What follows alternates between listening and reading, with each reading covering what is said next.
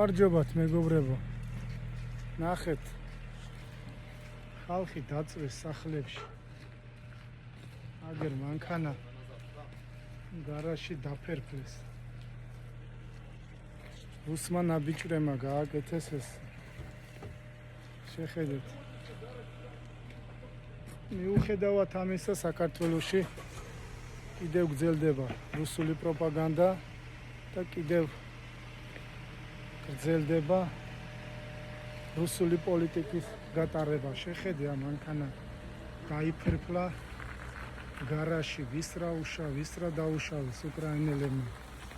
ნახე რა დღეშია სახლები, მანქანები ჩაიცხოცა, დაიწვა აქაურობა.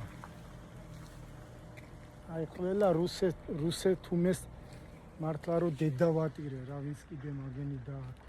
შეხედე რა.